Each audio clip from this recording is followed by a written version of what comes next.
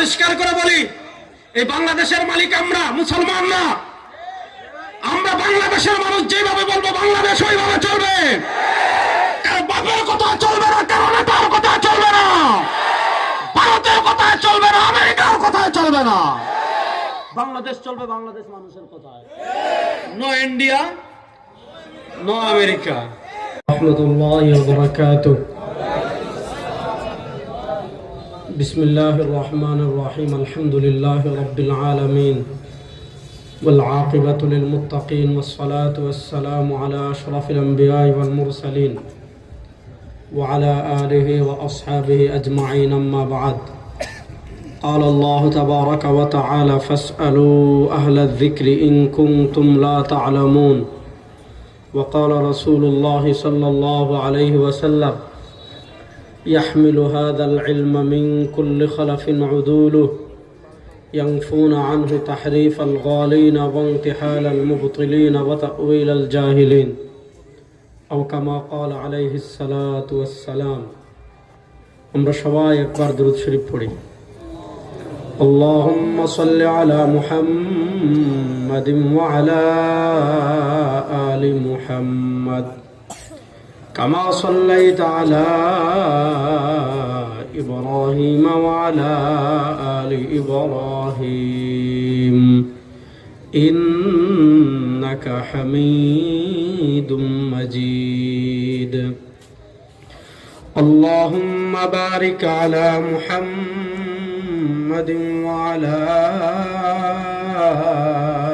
آل محمد كما باركت على إبراهيم وعلى آل إبراهيم إنك حميد مجيد. আল্লাহ রব্বুল ইজ্জত ওয়াল জালালের লাখ কোটি শুকরিয়া আদায় করছি। আল্লাহ তাআলা আমাদেরকে অত্যন্ত দয়া করে মায়া করে ভাদাম শিল্প শ্রমিকদের উদ্যোগে আজকের এই 10ম বার্ষিক তাফসীরুল কোরআন মাহফিলে আল্লাহ তাআলা আমাদেরকে দুনিয়ার সকল কাজ থেকে ফারিগ করে আল্লাহ আমাদেরকে এই জান্নাতের বাগানে আসার বসার, কথা বলার, কথা শোনার তৌফিক দান করেছেন। আমরা সবাই একবার আল্লাহ রব্বুল ইজ্জত ওয়াল জালালের দরবারে অন্তরের অন্তঃস্থল থেকে মন খুলে উচ্চ আওয়াজে সবাই একবার কালেমাতুশ শুকর আদায় করছি, আলহামদুলিল্লাহ। আমি প্রথমে আপনাদের কাছ থেকে দুঃখ চেয়ে নিচ্ছি যে আমার খুব দ্রুত আজকে চলে যেতে হবে। অনেকগুলো কারণে আমার ঢাকায় ফেরা খুবই জরুরি। আমি গত কয়েকদিন প্রোগ্রাম করিনি আনা কারণে। তো যেহেতু আজকে এখানে কর্তৃপক্ষ বললেন যে হুজুর আপনি না আসলে পুরো মাহফিলটাই হয়ে যায়, এজন্য কষ্ট করে আসা। ছোট ছোট কিছু কথা আমি আপনাদের সামনে পেশ করার চেষ্টা করব। আল্লাহ তাআলা আমাকে যেন ইখলাসের সাথে বিশুদ্ধ কথা বলার তৌফিক দান করেন। আল্লাহ আপনাদের সবাইকে যেন আলোচনার শুরু থেকে নিয়ে শেষ পর্যন্ত পুরো আলোচনা মনোযোগ সহকারে শোনার তৌফিক দান করেন। দুনিয়াতে আল্লাহ তাআলা আমাদেরকে সৃষ্টি করেছেন, আমাদেরকে রিজিক দেন, আমাদেরকে বাঁচিয়ে রেখেছেন। আমাদের হায়াতের মালিক আল্লাহ, আমাদের মৃত্যু দেওয়ার মালিক আল্লাহ। এই কথাগুলোতে পৃথিবীর আমাদের কোনো মুসলমানের কোনো সন্দেহ আছে? দেখেন, পৃথিবীতে অনেক পাবেন যারা আল্লাহকে মানে না, আল্লাহকে মানে না, আল্লাহর ইবাদত করে না। দেখেন, একটা হলো স্বভাবজাত বিষয়।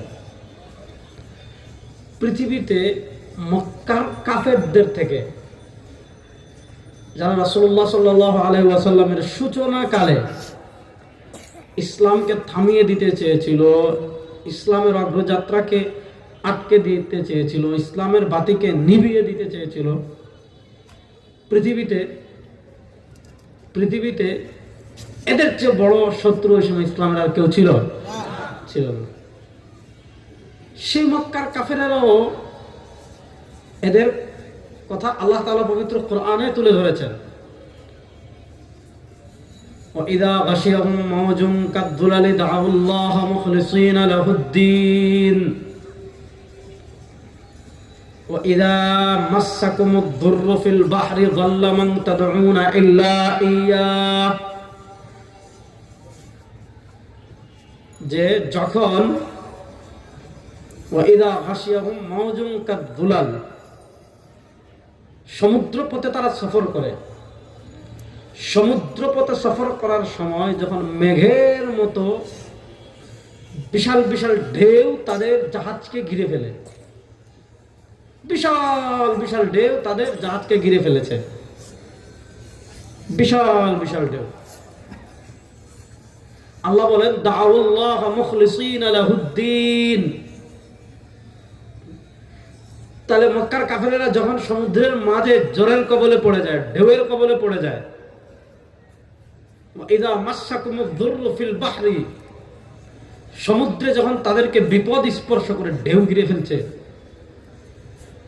তাদেরকে বিশাল বিশাল জলোচ্ছ্বাস ঘিরে ফেলছে, তুফান ঘিরে ফেলছে, পুকুরে না হয় আপনি ডুবে গেলে কোনো মতে পারে আসার সম্ভাবনা আছে, সাগরের মাঝে যদি কেউ ডুবে যায়, অথবা সাগরের মাঝে এখন না হয় হেলিকপ্টার আছে, এই হেলিকপ্টারও তো সাগরের মাঝে যেতে পারবে না, হেলিকপ্টারের এই পরিমাণ ফুয়েল নাই যে উড়ে সে সাগরের মাঝে যাবে, ওখান থেকে আপনাকে নিয়ে আসবে, এই ফুয়েল হেলিকপ্টারও নাই, সাগরের মাঝে বিমানও ল্যান্ড করতে পারবে না।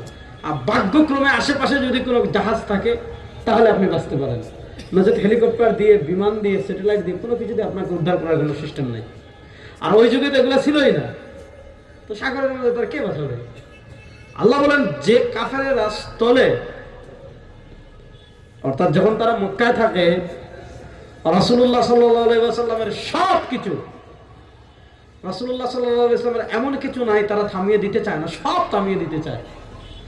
আল্লাহ বলেন ওই মক্কার কাফেরেরাই যখন সমুদ্রে তাদেরকে বিশাল বিশাল ঢেউ ঘিরে ফেলে, দাউল্লাহ মুখলিসিনা লাহুদ্দিন,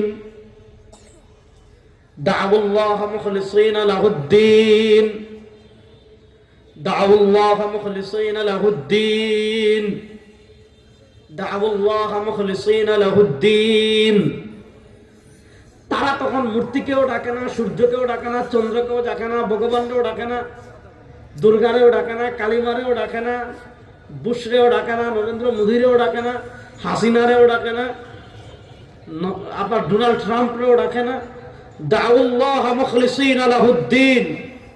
ওই সমুদ্রে যখন মক্কার কাফেরেরা বিপদে পড়ে যায়, ওই সমুদ্রে যখন মক্কার কাফেরেরা বিপদে পড়ে, তখন মক্কার কাফেরেরা একনিষ্ঠ চিত্তে যাকে কাকে, আল্লাহকে বলেন, ডাকে কাকে, বলেন ডাকে কাকে, জুড়ে বলেন না ডাকে কাকে, আরো জুড়ে বলেন না ডাকে কাকে। আমি আরো সহজ করে আপনাদেরকে বুঝাই। মনে করেন বাংলাদেশের মরকুমারা 4-5 জন নাস্তিক, শাহরিয়ার কবির, মনে করেন শাহরিয়ার কবির, তসলিমা নাসরিন, হ্যাঁ ওটা তো গড়তে ঢুকছে আর খবর নাই, এরকম 3-4 জন, এরা এই শাহজালাল আন্তর্জাতিক বিমানবন্দর থেকে আপনাদের এই ভাদাম নাকি ভাদাম এখানে আসবে হেলিকপ্টার করে, কারণ রাস্তা পুরা জ্যাম, রাস্তা পুরা জ্যাম, কথা ভালো করে বুঝবেন, রাস্তা পুরোই জ্যাম। এখন যখন তারা এয়ারপোর্টে ঢুকতেছে, যখন তারা এয়ারপোর্টে ঢুকতেছে, মনোযোগ, যখন তারা এয়ারপোর্টে ঢুকতেছে, 4 জন মিলে সম্মিলিতভাবে আল্লাহরে গালি দিছে। নাউযুবিল্লাহ পড়ার দরকার নাই, বুঝেন, পড়ার দরকার নাই। আবার যখন এয়ারপোর্টে প্রবেশ করছে, আবার আল্লাহরে গালি দিছে। ইমিগ্রেশন পার হয়েছে, আবার আল্লাহরে গালি দিছে। বিমানে উঠছে, আল্লাহরে গালি দিছে। হেলিকপ্টার যখন উপরে উঠছে, হেলিকপ্টার থেকে নিচ দেখা যায়, আল্লাহরে গালি দিছে, আল্লাহরে গালি দিছে, আল্লাহরে গালি দিছে, আল্লাহরে গালি দিছে। 5 মিনিট হেলিকপ্টার উড়ার পর খালি টঙ্গী ইস্তেমার মাঠের ওখানে আসছে, হঠাৎ হেলিকপ্টার নড়া শুরু করছে, হঠাৎ হেলিকপ্টার নড়া শুরু করছে। এখন হেলিকপ্টার নড়ে ধিম করে একবার নিচে নামে, আবার উপরে উঠে, আবার নিচে নামে, আবার উপরে উঠে। হেলিকপ্টারের পাইলট বলতেছে, ভাই আমি তো কিছু বুঝতেছি না, আমাদের হেলিকপ্টারে কি সমস্যা হলো। কিছুক্ষণের ভিতর যে কোনো বিল্ডিং এর উপর অথবা যে কোনো খালে অথবা যে কোনো গার্মেন্টসে অথবা যে কোনো মাঠে হেলিকপ্টার পড়ে যেতে পারে, আমার আর নিয়ন্ত্রণে নাই। আর হেলিকপ্টার যদি পড়ে যায় আপনাদের কারো বাঁচার কোনো আশা দেখতেছি না। আচ্ছা বলেন, এই যে 5 জন একটু আগে আনলিমিটেড আল্লাহরে গালি দিল, যখন হেলিকপ্টারটা নিচে পড়ার উপক্রম হয়ে যাবে তখন শেখ মুজিবুর রহমানকে ডাকবে? তাহলে তারেক রহমান সাহেবরে, ডক্টর ইউনূস সাহেবরে, আমাদের আপারে, ডোনাল্ড ট্রাম্পরে ডাকবে কারে? জুড়ে বলেন, ডাকবে কারে? আমি আমাদের জীবনের একটা কথা বলি, আমাদের মুফতি ফয়জুল করিম সাহেব সাধারণ উনি বিমানে উঠে না। তো একবার দিনে আমাদের প্রোগ্রাম হইলো আপনার হইলো ঢাকায়, রাতে প্রোগ্রাম হলো সিলেট। এখন বিমানে যাব, তখন সম্ভবত 2021 সালে এপ্রিল মাস হবে। এপ্রিল মাসে আপনারা জানেন তখন যে কোনো সময় এই বৃষ্টি শুরু হয়তো, যে কোনো সময় হঠাৎ ঝড় বৃষ্টি শুরু হয়তো। আমরা ইউএস বাংলায় যাচ্ছি, ইউএস বাংলা টেক অফ করে যখন উপরে উঠছে, উপরে ওঠার পর আবহাওয়া শান্ত, কিন্তু উপরে ওঠার যখন বিমান উপরে উঠে গেছে পুরো হঠাৎ ঝড় তুফান শুরু হয়েছে। তো স্বাভাবিক ভাই, ছোট বিমান ঝড় তুফানের কবলে পড়লে এটা কি অবস্থা হয়, এটা যারা পড়েন নাই তারা বুঝবেন না, বুঝেন নাই। আমি 2-3টা ঘটনার পরে এখন যখন আমি শুনি, এখন আমার তো সপ্তাহে দেখা যায় অনেকবার উঠতে হয়, বুঝেন না, অনেকবার উঠতে হয়। যখনই আমার ওই ঘটনাগুলো মনে আসে 2-3 বারের, মানে আমি মানে এয়ারপোর্ট ঢুকলে আমার মানে শরীরের পশম দাঁড়ানো থাকে। আল্লাহ আল্লাহ কোনো মতে আল্লাহ বিল্লাহ করে কোরআন শরীফ তিলাওয়াত করি, যখন বিমানটা ল্যান্ড করে মনে হয় যে আপনার কলিজাতে কি আসছে। এখন একটু যদি এরকম হয় তাহলে বোঝা যায় যে আমার কলিজা বের হয়ে যাচ্ছে, স্বাভাবিক। এখন যখন তুফানে পড়ছে না, এখন তো এরকম হচ্ছে ছোট বিমান পুরো ঝাঁকাই ফেলতেছে, আমরা তো আল্লাহ আল্লাহ আল্লাহ আল্লাহ করতেছি। আমাদের পাশের সিটে এক ভদ্র পুরুষ আর এক ভদ্র মহিলা, যারা হলেন হিন্দু। তো স্বাভাবিকভাবে ভাই তারা ডাকবে দুর্গা রে, দুর্গা দুর্গা দুর্গা দুর্গা, ভগবান ভগবান, আর তাদের ভগবান হলো গরু গরু গরু গরু গরু গরু, দুর্গা দুর্গা দুর্গা দুর্গা দুর্গা। কিন্তু যখনই দেখছে না ওখানে দুর্গা কাম আসবে না, ওখানে ভগবান, ওখানে আপনার গরুয়ে কাজ আসবে না, সারা দুনিয়ার মূর্তিকে ডাকলে ওখানে কোনো কাজ আসবে। তখন আমরা বলি আল্লাহ আল্লাহ আল্লাহ আল্লাহ, তারাও বলে কি আল্লাহ আল্লাহ আল্লাহ আল্লাহ আল্লাহ আল্লাহ আল্লাহ। তাহলে বোঝা গেল তারাও যখন বিপদে পড়ে ডাকে কারে? জোরে বলেন না, তারা যখন বিপদে পড়ে ডাকে কাকে? একটু জোরে বলেন, তারা যখন বিপদে পড়ে ডাকে কাকে? তাহলে বোঝা গেল আল্লাহকে বিপদে পড়ে ডাকলে আপনি মুসলমান না ভাই। আল্লাহর বিপদে পড়ে স্বীকার করছে ফেরাউন। ভালো করে বুঝেন, আল্লাহর বিপদে পড়ে গুনাহের শিকার। দেখেন, আমাদের আকীদার একটা গুরুত্বপূর্ণ পাঠ, আমাদের আকীদার একটা গুরুত্বপূর্ণ পাঠ হলো দুনিয়ার কেউ ক্ষমতার মালিক না। আর দুনিয়ার কেউ যদি ক্ষমতা পান তাহলে আপনি বুঝতে হবে আপনাকে ক্ষমতা দিয়েছেন আল্লাহ। আপনার হাতে ক্ষমতা ন্যস্ত করেছেন কে? আল্লাহ। সুতরাং ক্ষমতা এটা পাওয়ার না, ক্ষমতা এটা হলো দায়িত্ব। আপনি যদি ক্ষমতা পান তাহলে আপনার জবাবদিহিতা আল্লাহর কাছে বেড়ে গিয়েছে। আপনি যদি চেয়ারম্যান হন, আপনার জবাবদিহিতা আল্লাহর কাছে বেড়ে গিয়েছে। আপনি এমপি হন, আল্লাহর জবাবদিহিতা আপনার কাছে বেড়ে গিয়েছে। এখন আমার জবাবদিহিতা, আমার জবাবদিহিতা আর ডক্টর ইউনূস সাহেবের জবাবদিহিতা সমান না। এখন তারেক রহমান সাহেব আর ডক্টর ইউনূস সাহেবের জবাবদিহিতা এই মুহূর্তে সমান না। কেননা ডক্টর ইউনূস সাহেব এখন প্রধান উপদেষ্টা, সারা দেশের প্রধান হলেন তিনি।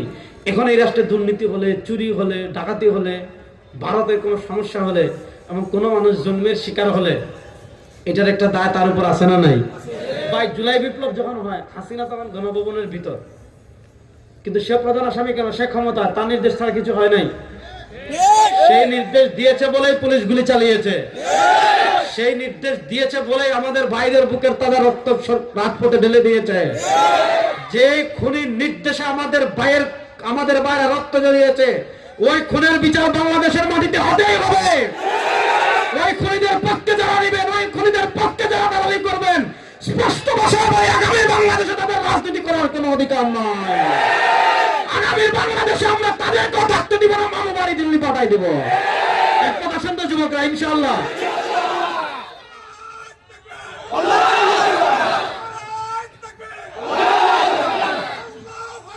রেডি আছেন তো? ইনশাআল্লাহ পরিষ্কার করে বলি, এই বাংলাদেশের মালিক আমরা, মুসলমান না।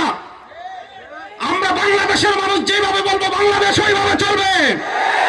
কারো বাবার কথা চলবে না, কারো নেতার কথা চলবে ভারতের কথায় চলবে না, আমেরিকার কথায় চলবে না, বাংলাদেশ চলবে বাংলাদেশ মানুষের কথায়। নো ইন্ডিয়া নো আমেরিকা, বলে নো ইন্ডিয়া নো জোরে বলে। মনে করেন আপনার এখানে বৃষ্টি আসছে, ফুটা ফুটা বৃষ্টি পড়ে, এখন বৃষ্টি থেকে আমার ছাতা নাই, দিয়েছেন দৌড় গিয়ে আরেক জায়গায় দেখছেন, ওই যে ছোটবেলা দেখছেন নি, বাবার অবশ্য ছোটবেলা দেখছেন নি, ঘরে থাকে টিন, ছাদের উপরে থাকে টিন, এখন টিনের সব পানি এক জায়গায় এনে এইরকম একটা, এটাকে কি বলে, নয়, হ্যাঁ, ওই একটা পাইপ দিয়ে সব পানি পড়ে, এখন একটা বিল্ডিং এর পানি পড়তেছে, ফুটা ফুটা বৃষ্টি হচ্ছে, বৃষ্টি থেকে বাঁচার জন্য উপরে ছাদ থেকে পানি পড়তেছে পাইপ দিয়ে, আপনাকে পাইপের নিচে দাঁড়াইছেন। ফিরোমিনাল মাতারি ওকা মাতাহতাল মিজা। 24 ভারতের আধিপত্যবাদকে দেশের যুবকরা এজন্য মানে পরাজিত করে নাই যে আমরা ভারত থেকে মুক্তি হয়ে আমেরিকার বনে ঢুকবো, আমেরিকায়ও যাবো না, ভারতেও থাকবো না। আমরা ইসলাম স্বাধীনতা মূল্যবোধকে ধারণ করে আগামীর বাংলাদেশকে এগিয়ে নিতে চাই। একমত আছেন না নাই সবাই ইনশাআল্লাহ? জোরে বলেন একমত আছেন না নাই সবাই ইনশাআল্লাহ? হাত তুলে বলেন একমত আছেন না নাই সবাই ইনশাআল্লাহ? তাহলে এবার বলেন, ডক্টর ইউনূস সাহেবের যে জবাবদিহিতা আর আমাদের জবাবদিহিতা এক না। ইসলাম বলে যে যত পাওয়ারের জায়গায় যাবেন, যে যত বেশি দায়িত্বের জায়গায় যাবেন, তার কাছে আল্লাহর জবাবদিহিতা তত বেশি। এই জন্য ইসলামের মহান খলিফাদের আপনি জীবনী পড়লে দেখবেন, হযরত ওমর রাদিয়াল্লাহু তাআলা কেন পেরেশান থাকতেন, কেন রাস্তায় ঘুরতেন, সিদ্দিক আকবর কেন রাস্তায় ঘুরতেন, হযরত উসমান গনি, এখনকার মেয়ে কিসের কোটিপতি আর শিল্পীপতি, তখনকার যুগে উনি শত শত উটের মালিক। হযরত উসমান গনির মতো মানুষ, আলীর মতো মানুষ, মুআবিয়া রাদিয়াল্লাহু তাআলার মানুষ, হাসানের মতো মানুষ। আমাদের বাংলাদেশে আওরঙ্গজেবের গল্প আপনারা শুনেছেন। ওনারা কেন পেরেশান থাকতেন? কারণ তারা জানেন তারা ক্ষমতায় গিয়েছেন, পাওয়ারের জায়গায় গিয়েছেন, মানে হলো পাওয়ারের জায়গায় যাওয়ার মানে হলো মনোযোগ, পাওয়ারের জায়গায় যাওয়ার মানে হলো আল্লাহর কাছে তাদের জবাবদিহিতার জায়গা বেড়ে গিয়েছে। কারণ তাদেরকে এই পাওয়ারের জায়গায় নিয়েছেন কে? আল্লাহ। জোরে বলেন আল্লাহ। আর একটু জোরে বলেন আল্লাহ। কে নিয়েছেন? আল্লাহ। আবার বলেন না, কে নিয়েছেন? আল্লাহ। আল্লাহ নিয়েছেন। সুতরাং একজন মুসলিম শাসক আর অমুসলিম শাসকের পার্থক্য, নরেন্দ্র মোদী তাদের তারা আল্লাহর মানে এখনকার যে বাদশা, এই সকল বাদশার থেকে ফেরাউন কি পরিমাণ পাওয়ারফুল ছিল। ফেরাউন বলে চানা রাব্বুকুম আল্লাহ, আরে কিসের আল্লাহ? আমি তো আল্লাহ। বলে নাউজুবিল্লাহ। ফেরাউন বলে চানা রাব্বুকুম আল্লাহ, আল্লাহ নাই, আমি আল্লাহ। শুনেন, সে যত বড়, কেউ যদি বাস্তবে চুর হয়, সারা দুনিয়ার মানুষ যদি তার পক্ষে থাকে, সে যখন বালিশে মাথা লাগায়, সে মনে করে আমি একটা চোর, শেখ হাসিনা একটা খুনি, কোনো সন্দেহ আছে? সারা দুনিয়ার মানুষ যদি বলে সে রাবেয়া বছরী, আচ্ছা যদি বলে দাঁড়া, যদি সারা দুনিয়ার মানুষ বলে, যখন সে বালিশে মাথা লাগাবে, সে চিন্তা করবে না যে জুলাই আগস্টে এত মানুষকে মারা ঠিক হয় নাই? তো সে তার চরিত্র তো জানে কি জানে না? আমি যত বলি দেশপ্রেমিক, আমার ভিতরে কি আমি জানি? আপনি যত বড় বলেন ওলি আল্লাহ, আপনার ভিতরে কি আছে আপনি জানেন কি জানেন না? জুড়ে বলেন, আপনি জানেন কি জানেন না? অবশ্যই জানেন। তো ফেরাউন যখন মুসা আলাইহিস সালামের বাহিনীকে ধাওয়া করে সামনে আসতে যায়, তখন ফেরাউনের নিয়ত কি? যে আজকে মুসারা তামা করে ফেলবো। কারণ সব লেগে বাড়িতে যাবে কোথায়? সে বাড়িতে তার অস্ত্র আছে, মনোযোগ। সে বের হয়েছে, তার অস্ত্র আছে, ক্ষমতা আছে, সৈন্য আছে, মনোযোগ। সে বের হয়েছে, তার অস্ত্র আছে, ক্ষমতা আছে, সৈন্য আছে। সে কি করবে? মানে বনী ইসরাইলকে থামা করে দিবে। সে যখন 5-7 পিছনে, তখনও জানে না সামনে তার মৃত্যু, তখনও জানে না তার ক্ষমতা তাকে, তার পাওয়ার তাকে মৃত্যুর দিকে ঠেলে নিয়ে যাচ্ছে, তখনও সে জানে না। এদিকে বনী ইসরাইল কি বলতেছে? ভাই আপনি যদি আমারে দৌড়ান, আপনারা 10 জন আর আমি একা, আপনাদের 10 জনের কাছে অস্ত্র আছে, আমি দৌড়াবো সামনে। দৌড়াই যাবে সামনে, যদি পুকুর দিকে আমি লাফ দিব, কারণ আমি জানি যে পুকুর যে কোনোভাবে সাঁতার কেটে পাড়ি দিতে পারবো। সামনে যদি খাল দেখি তাও লাফ দেবো, সামনে যদি নদী দেখি তাও লাফ দেবো, কিন্তু সামনে যদি দেখি সমুদ্র, আচ্ছা বলেন সমুদ্র সাঁতার কেটে কেউ ওপার থেকে ওপারে যেতে জীবনে পারবে? তো বনী ইসরাইল মুসা আলাইহিস সালাম নিয়ে বের হয়েছেন, গিয়ে দাঁড়াইছেন সামনে বাহারে কুলজুম, লোহিত সাগর। অনেকে বলে নীল নদ, এটা ভুল। মুসা আলাইহিস সালাম নীল নদী পাড়ি দেন নাই, মনোযোগ, মুসা আলাইহিস সালাম নীল নদী পাড়ি দেন নাই, কারণ নীল নদ আমাদের বুড়িগঙ্গার মতো, এই পার থেকে ওপারে যাওয়া ওয়ান টাইম, সাঁতার কেটে যাওয়া যাবে। সামনে বাহরে কুলজুম, লোহিত সাগর। বনী ইসরাইল বলে ইন্না লামুগরাকুন, বনী ইসরাইল বলে মুসা ঘর থেকে কেন বের করলা? ইন্না লামুগরাকুন, মুসা আলাইহিস সালাম আমাদেরকে কেন বের করলেন? এখন আমরা ডুবে যাব, মনোযোগ, এখন আমরা ডুবে যাব, এখন আমরা মরে যাব। মুসা আলাইহিস সালাম বলেন কাল্লা, আল্লাহর প্রতি যার ঈমান যত দৃঢ় হবে আল্লাহর সাহায্য তার ততটা নিকটবর্তী হবে। সুবহানাল্লাহ বলেন, জোরে বলেন না সুবহানাল্লাহ। মুসা আলাইহিস সালাম বলেন কাল্লা, আরে বেটা কিসের আজকে ডুববো, আজকে ডুববো না মরবো না কেন? ফেরাউন বলে আমার ক্ষমতা আছে, অস্ত্র আছে, সৈন্য আছে, কিছুক্ষণের ভিতর পিষে ফেলবো। আর মুসা বলেন ইন্না মাইয়া রাব্বি সায়াহদিন, আমার ক্ষমতাও থাকতে না পারে, আমার অস্ত্র থাকতে না পারে, আমার সৈন্য থাকতে না পারে, কিচ্ছু না থাকুক, একজন আছেন, জোরে বলেন না, মহব্বতে বলেন, জোরে বলেন না। মুসা বলেন ইন্না মাইয়া রাব্বি, আমার সাথে কেউ না থাকুক, আমার সাথে একজন আছেন, তিনি কে? সাইয়াহদিন, তিনি আমাকে পথ দেখাবেন। সুবহানাল্লাহ বলেন। মুসা আলাইহিস সালামের ঈমান ছিল দৃঢ়। আল্লাহ বলেন মুসা হাতের লাঠি দিয়ে মারাতে একটা সমুদ্রে বাড়ি, যেখানে বান্দা অক্ষম ওখান থেকে মাওলার খেলা শুরু হয়, যেখানে গিয়ে বান্দাদের মেকানিজম শেষ ওখান থেকে মাওলার মেকানিজম শুরু হয়। আমি আমার বাংলাদেশের সকল রাজনীতিবিদদেরকে বলবো, তাওহীদি জনতাকে বলবো, আরে ভাই আমরা কেউ বিএনপি করবো, এটা গণতান্ত্রিক দেশ, কোনো সমস্যা নাই। কেউ বিএনপি করবো, কেউ ইসলামী আন্দোলন করবো, কেউ জামাত করবো, কেউ এনসিপি করবো, কেউ এটা করবো ওইটা করবো, কিন্তু আমরা যদি ইসলাম এবং দেশের প্রশ্নে এক থাকি, আধিপত্যবাদ মোকাবেলায় আমরা যদি এক থাকি, ইনশাআল্লাহ আমাদের এত যদি অস্ত্র নাও থাকে, ভারতের মতো আমরা যদি পাওয়ারফুল নাও হই, আমরা যদি ঐক্যবদ্ধ থাকি, আল্লাহর সাহায্য আমাদের সাথে থাকবে কি থাকবে না? আল্লাহর সাহায্য থাকলে সাতার মাথার ইন্ডিয়া নিয়ে আমাদের একটা পশমও ছিটতে পারবে না।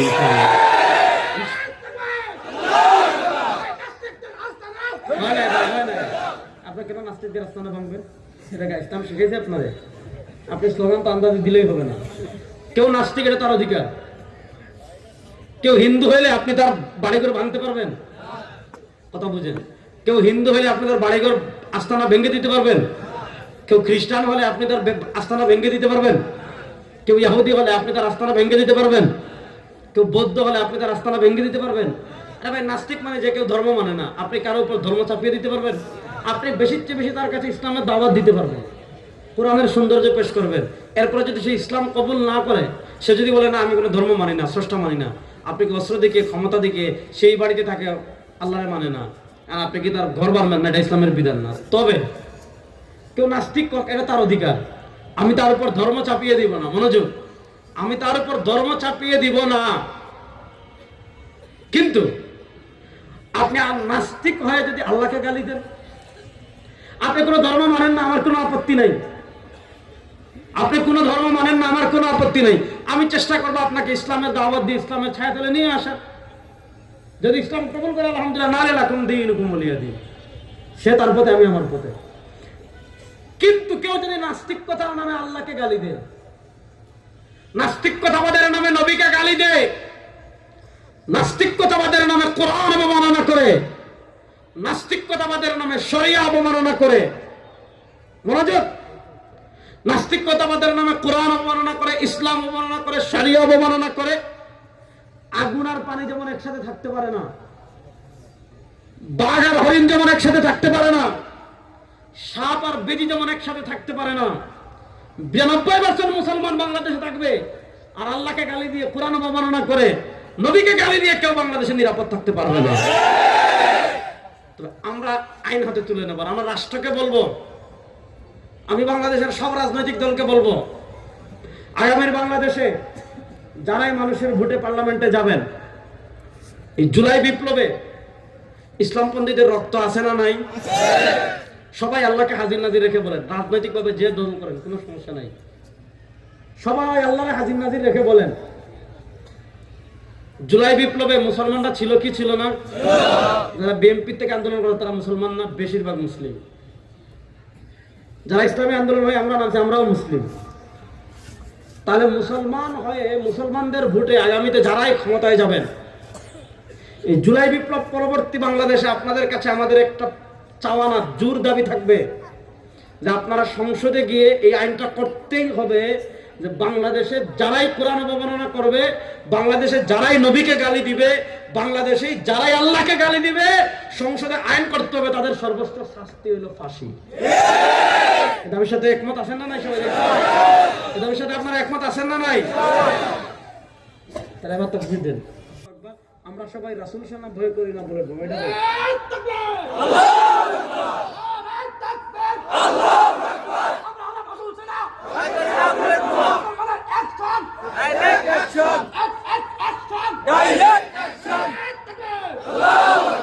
আবার বলতে বলবেন হুজুর আপনি খালি ভুলই করতেছেন, না থাকুক, কি বলেন?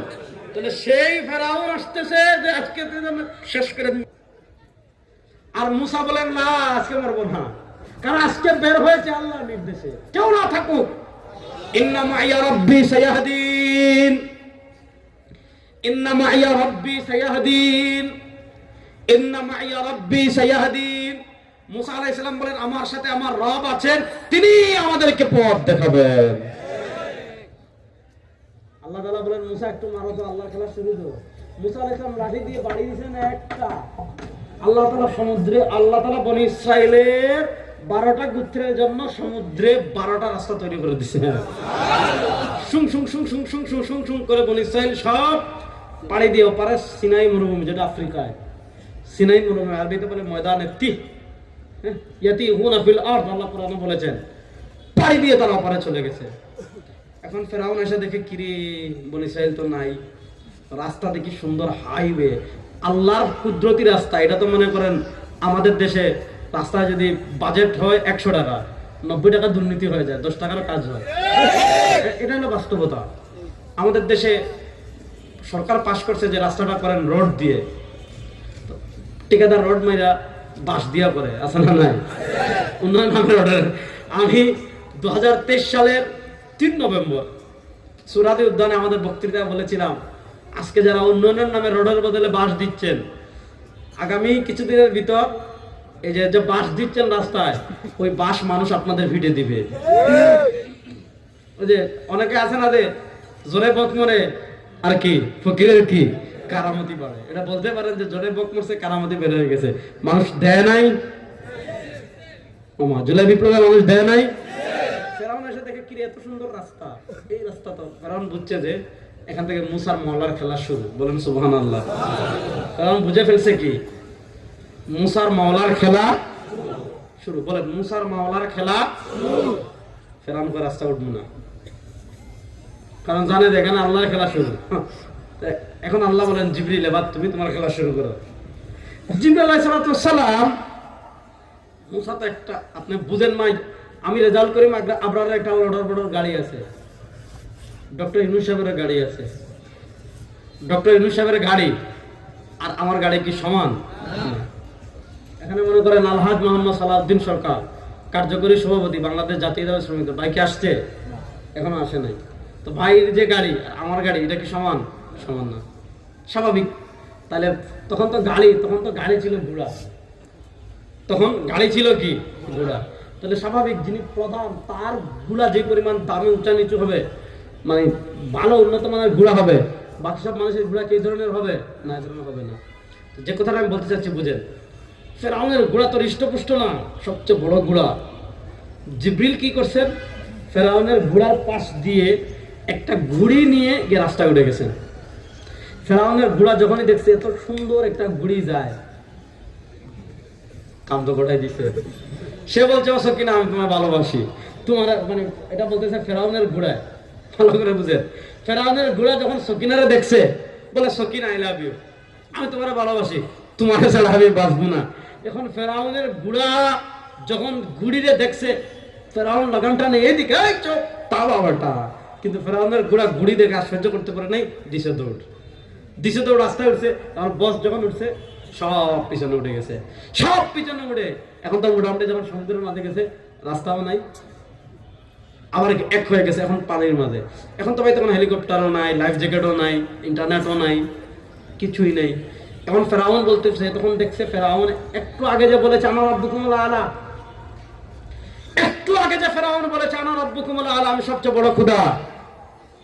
আবার বলি, একটু আগে যে ফেরাউন বলেছে আনা রাব্বুকুমুল আলা, আমি সবচেয়ে বড় খোদা,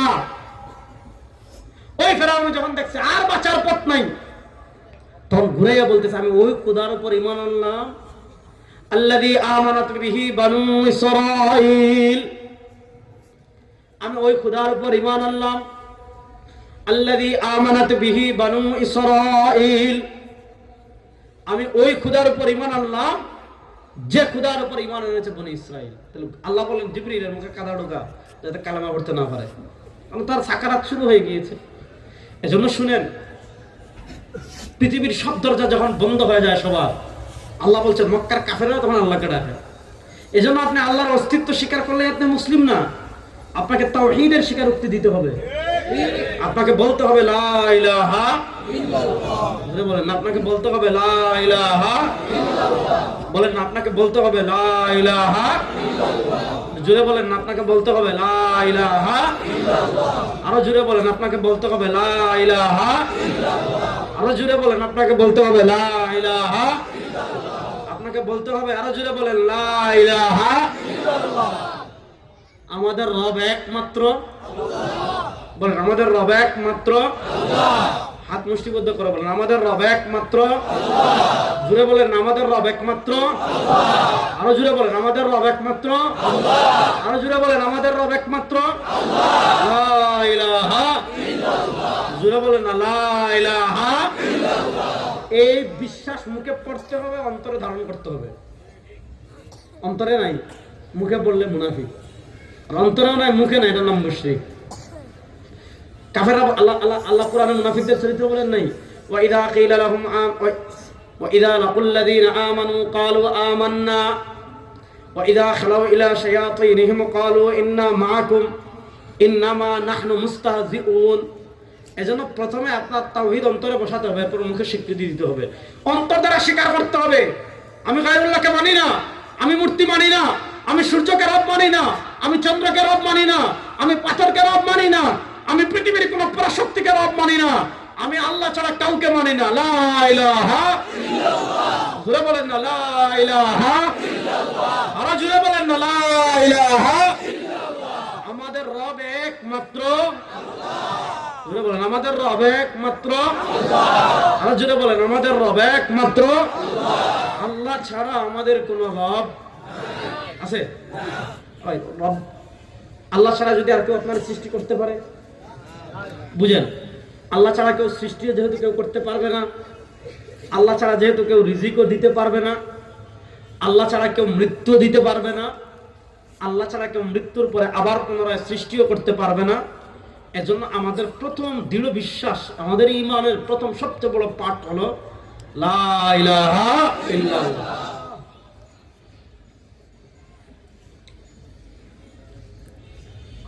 আমাদের রব একমাত্র আল্লাহ, বলেন আমাদের রব একমাত্র আল্লাহ, জুড়ে বলেন আমাদের রব একমাত্র আল্লাহ। এই বিশ্বাসটা অন্তরে বসানোর দরকার আছে না নাই? আবার এই বিশ্বাস অনুযায়ী আমল করার দরকার আছে না নাই? আপনি একদিকে বললেন আমাদের রব একমাত্র আল্লাহ, আল্লাহ যদি সবকিছু করেন তাহলে চাইবো কি আরো কারো কাছে না আল্লাহর কাছে? দেখেন এখানে দুইটা বিষয় বলে একটু ভালো করে বুঝবেন। কিছু জিনিস এমন আছে যে জিনিসগুলো চাইলে মানুষের কাছে চাইলে মানুষ দিতে পারে। মনে করেন আমার খিদে লাগছে, বললাম ভাই একটু ভাত খাওয়ান তো। আমার পিপাসা লাগছে, বললাম ভাই একটু পানি খাওয়ান তো। আমার মাথা ব্যথা করতেছে, ভাই একটু নাপা ট্যাবলেট দেন তো। আমার শীত লাগছে, বললাম ভাই একটা জ্যাকেট দেন তো। আমার প্রচন্ড মানে অস্বস্তি লাগতেছে, বললাম ভাই আমার মাথাটা একটু টিপে দেন তো। আমি বিয়ে শাদী করবো, ভাই একটা মেয়ের ব্যবস্থা করেন তো। যেই জিনিসগুলো মানুষের কাছে চাইলে মানুষ দিতে পারে, এই জিনিসগুলো আপনি মানুষের কাছে চাইতে পারবেন, তাও জীবিত মানুষের কাছে। ভাই যিনি ইন্তেকাল করে কবরে চলে গিয়েছেন, উনি আপনাকে পোশাক দিবে কেমনে দিবে? উনি আপনাকে খাবার কেমনে দিবে? উনি আপনাকে আপনার রুটি কেমনে দিবে? উনি আপনাকে চাকরি কেমনে দিবে? যে জিনিসগুলো মানুষের কাছে চাইলে মানুষ দিতে পারে, এই জিনিসগুলো আপনি স্বাভাবিক অবস্থায় যে কারোর কাছে চাইতে পারেন, কিন্তু যেই জিনিসগুলো আল্লাহ ছাড়া আর কেউ দিতে পারে না, মনোযোগ, যেই জিনিসগুলো আল্লাহ ছাড়া আর কেউ দিতে পারে না, ওই জিনিসগুলো যদি আপনি ওই বিশ্বাস রাখেন যে আল্লাহ ছাড়া তা আরো কেউ তার বিশেষ ক্ষমতা বলে দিতে পারে, ওই জিনিসগুলো আল্লাহ ছাড়া অন্য যে কেউ আপনাকে দিতে পারে, ওই বিশ্বাস ধারণ করলে আপনার ঈমান থাকবে। আচ্ছা আপনারা বলেন তো, সন্তান দেওয়ার মালিক কে? সবাই একটু জোরে বলে, আর একটু জোরে বলে। সন্তান দেওয়ার মালিক কে? আরো জোরে বলেন। সন্তান দেওয়ার মালিক কে? আরো জোরে বলেন। সন্তান দেওয়ার মালিক কে? আল্লাহ ছাড়া কেউ সন্তান দিতে পারে? বলেন, আল্লাহ ছাড়া কেউ সন্তান দিতে পারে? এখন আপনি যদি মনে করেন না, শাহজালাল মুজাহিদি আমাদের রহমতুল্লাহ যেমন অলৌকিক শক্তি আছে, তার খবরে গিয়ে গরু দিলে তিনি বাচ্চা দিতে পারবেন। শাহপুরান মুজাহিদি আমাদের রহমতুল্লাহ এমন শক্তি আছে, তার খবরে গিয়ে সন্তান চাইলে তিনি দিতে পারেন। ঈমান আছে না গেছে? বলেন। তাহলে সবাই হাত তুলেন তো, বলেন, কোন কবরে কিছু চাইব না। ওয়াদা ওয়াদা। কোন কবরে কিছু চাইব, আপনারা বলেন, কোন কবরে কিছু চাইব, কোন কবরের নামে মান্নত করব, কোন ওলি আল্লাহর নামে মান্নত করব, চাইব একমাত্র কার কাছে? চাইব একমাত্র কার কাছে? তাহলে আল্লাহর, আমাদের রব কে? তাহলে চাইব সন্তান কোন মানুষের কাছে চাইব? আচ্ছা বলো তো, তাকদীর পরিবর্তনের মালিক কে? আচ্ছা আপনি যদি মনে করেন শাহপুরানের মাজার একটা গরু দিলেন, এটা তাকদীর পরিবর্তন হবে না। একটা হলো আপনি উসিলা ধরছেন, এটা জায়েজ আছে, যে আল্লাহ আপনার রাস্তায় একটা গরু দিলাম, আপনি মনের আশাটা পূরণ করে দেন, এটা জায়েজ আছে। মান্নতের মান্নতের মান্নতের জিনিসটা তারাই খেতে পারবে, উপভোগ করতে পারবে যারা যাকাত খাওয়ার যোগ্য। যারা কি খাওয়ার যোগ্য? যাকাত খাওয়ার যোগ্য। এখন আপনি মান্নতের একটা বিশাল পার্টি করে দিলেন হবে না, আপনাকে বিশ্বাস রাখতে হবে আল্লাহর কাছেই চাইবো, আবার এই বিশ্বাসও রাখতে হবে আল্লাহ ছাড়া কেউ ভাগ্য পরিবর্তন করতে পারে না। বলেন, আল্লাহ ছাড়া কেউ ভাগ্য পরিবর্তন করতে পারে? জোরে বলেন, আল্লাহ ছাড়া কেউ ভাগ্য পরিবর্তন করতে পারে? আরো জোরে বলেন, আল্লাহ ছাড়া কেউ ভাগ্য পরিবর্তন করতে পারে? সুতরাং ভাগ্য পরিবর্তনের জন্য কোন মানুষের মাজারে গিয়ে সুতা বাঁধবো? ভাগ্য পরিবর্তনের জন্য মোমবাতি কোথাও দিব? ভাগ্য পরিবর্তনের জন্য কোথাও আগরবাতি দিব? ভাগ্য পরিবর্তনের জন্য কোন ফির ভণ্ড নামাজ নাই, রোজা নাই, ওযু নাই, গোসল নাই, তাকওয়া নাই, তওরাত নাই, গাঁজা খায়, পর্দা করে না। ওই এমন কারো কাছে গিয়ে দেখা যাবে বাবা 10 টাকা দিলাম, মনের আশা পূরণ করে দেন, এগুলো বলবো? এ ভাই, দুনিয়াতে ইমানের চেয়ে দামি কিছু নেই। ইমানের চেয়ে দামি কিছুই টাকা বড় না ইমান বড়? বড় আস্তে বললেন, বলেন, টাকা বড় না ইমান বড়? দল বড় না ইমান বড়? নেতা বড় না ইমান বড়? পীর বড় না ইমান বড়? সংবিধান বড় না ইমান বড়? দেশ বড় না ইমান বড়? মুসলমান যুবকের বিশ্বাস রাখতে হবে, দেশ ছাড়তে পারি, নেতা ছাড়তে পারি, নেত্রী ছাড়তে পারি, টাকা ছাড়তে পারি, পয়সা ছাড়তে পারি, ঘর ছাড়তে পারি, বাড়ি ছাড়তে পারি, জান দিয়েও দিতে পারি, ইমানের প্রশ্নে পৃথিবীর কারোর সাথে আপোষ করব না। ইমানের প্রশ্নে পৃথিবীর কারোর সাথে আপোষ করব না। বলেন, ইমানের প্রশ্নে পৃথিবীর কারোর সাথে আপোষ করব। আমি আজকে আপনাদের থেকে বিদায় নিতে হচ্ছে, এজন্য আপনারা আমাকে মাফ করে দিবেন। আল্লাহ তৌফিক দিলে আগামী বছর আসবো ইনশাআল্লাহ। আপনারা কি আমাকে স্বেচ্ছা বিদায় দিবেন? আমি তো বলতে চাচ্ছি, আমি খুব পেরেশানিতে আছি। আপনারা দোয়া করবেন আল্লাহ তাআলা যেন সব পেরেশানি দূর করে উম্মার জন্য কল্যাণকর একটা সিদ্ধান্ত নেওয়ার তৌফিক দান করেন। নানা কারণে নানা জায়গায় মহব্বত মানুষ করে, এজন্য খুব পেরেশানির মধ্যে আমার ভাইরা আমারে স্মরণ করছে। এতটুকু বুঝবেন, ঝড় আসবে, জাপটা আসবে। আমরা 2টা প্রশ্নে বাংলাদেশেই ভাই, আমরা একবারে 5 ভাই থাকি না? আপনাদের নাই মনে, সবাই একজন একজন। একাধিক ভাই থাকলে ঘরে মাঝে মাঝে লাগে না? লাগে না, লাগে না তো। আপনি না লাগলে তো এত বলেন, আপনি যদি বলেন লাগে না, তো আপনি মানুষ না, আপনি ফিরিস্তা। আপনি দুনিয়াতে কাজ কি আসমানে যান? আপনি যদি বলেন আপনার ভাইয়ে ভাইয়া জীবনেই লাগে নাই, মন কালাকালি হয় নাই, তর্কাতর্কি হয় নাই, তাহলে আপনি দুনিয়াতে কাজ কি রে ভাই? আপনি জানগা, আপনি তো ফিরিস্তা। ভাইয়ে ভাইয়ে লাগে, মন মালিন্য হয়, কিন্তু যতই মনোমালিন্য থাকে, কেউ যদি বাপরে মসজিদে গালি দেয়, বাপরে জুতা মারে, ভাইয়ের দ্বন্দ্ব থাকে না, ঐক্যবদ্ধ হয়ে যায়। ঠিক তেমনি ভাবে আমরা রাজনৈতিক ভাবে আমাদের দেশে বিরোধ থাকবেই। এটা গণতান্ত্রিক রাষ্ট্র, কেউ বিএনপি করবে, কেউ ইসলামী আন্দোলন করবে, কেউ জামাত করবে, কেউ এনসিপি করবে, যার যেমন চায় তা করবে। কিন্তু ইসলামের প্রশ্নে, আল্লাহর প্রশ্নে, কোরআনের প্রশ্নে, নবীর প্রশ্নে, এই ৫৬,০০০ বর্গ মাইলের স্বাধীনতা সার্বভৌমত্বের প্রশ্নে পৃথিবীর কারো সাথে আপোষ করবো না, এই ব্যাপারে ঐক্যবদ্ধ থাকবো। ফ্যাসিবাদের প্রশ্নে ঐক্যবদ্ধ থাকবো। কোন ফ্যাসিবাদকে বাংলাদেশে আমরা রাষ্ট্র দেব না। ফ্যাসিবাদের বিচারের প্রশ্নে সবাই ঐক্যবদ্ধ থাকবো। আমার ভাইকে যারা গুলি করেছে, আমার ভাইকে যারা খুন করেছে, আমার ভাই উসমান হাদিকে যারা গুলি করে হত্যা করেছে, ওই ভারতের দূষণদের বিচার বাংলার মাটিতে করতেই হবে।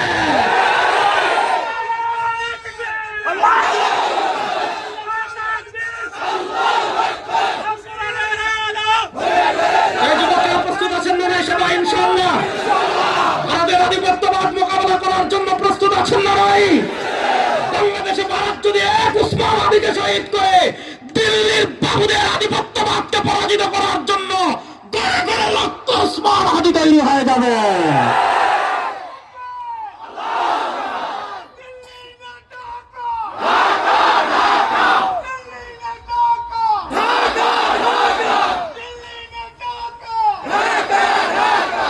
আল্লাহ আমাদের সবাইকে এক এবং এক থাকার তৌফিক দান করুন। আল্লাহ আমাদের সন্তানের মতো দেশকে ভালোবাসার তৌফিক দান করুন। আল্লাহ আমাদের বাংলাদেশকে আধিপত্যবাদী সকল ষড়যন্ত্র থেকে হেফাজত করুন। আল্লাহ আমাদের সবাইকে এক এবং নেক হয়ে দেশকে নিয়ে ইসলাম এবং মানচিত্র নিয়ে এগিয়ে যাওয়ার তৌফিক দান করেন। শেষ একটা কথা বলি, আমাদের স্বাধীনতা 3 বার দেখছি আমরা। একটা হলো ৭১-এ, একটা হলো ৪৭-এ, আবার দেখছি ২৪-এ। আমরা ৭১-কেও মানি, ২৪-কেও মানি, ৪৭-কেও মানি। কিন্তু বাংলাদেশ ৭১-এর আগেও আর যাবে না, ৪৭-এর আগেও যাবে না। ৭১-এর আগে ছিল পাকিস্তান, বাংলাদেশ কখনো আর পাকিস্তানে ফিরে যাবে না ইনশাআল্লাহ। ৪৭-এর আগে আমরা বাংলাদেশ, ভারত, পাকিস্তানে এক ছিলাম, বাংলাদেশ পাকিস্তানেও যাবে না, বাংলাদেশ দিল্লিতেও যাবে না। বাংলাদেশই কিয়ামত পর্যন্ত থাকবে ইনশাআল্লাহ। এজন্য আমরা ইসলাম, দেশ, মানবতা সবকিছু ধারণ করে আল্লাহ তাআলা আগামীতে ঐক্যবদ্ধ বাংলাদেশ গড়ার তৌফিক আমাদের সবাইকে দান করেন। আল্লাহ আপনাদের সবাইকে ভালো রাখেন, সুস্থ রাখেন। আল্লাহ তাআলা আপনাদের সবাইকে কল্যাণ নসিব করেন। আল্লাহ তাআলা ঈমান হেফাজত করে আল্লাহ আমাদের সবাইকে কবরে যাওয়ার তৌফিক দান করেন। আচ্ছা, আমাদের পাশে ভাই বসেন, ছোট ভাইরা বসো একটু। ছোট মিয়া একটু বসো। পাশে একটা মাদ্রাসা আছে, আপনারা জানেন। মাদ্রাসায় আমাদের সহযোগিতা করার প্রয়োজন আছে না নাই? যে সবাই একটু হাত তুলেন তো। নারায়ে তাকবীর। আরে ভাই আল্লাহু আকবার। নারায়ে তাকবীর, নারায়ে তাকবীর। গোলামি না আজাদি, দিল্লি না ঢাকা।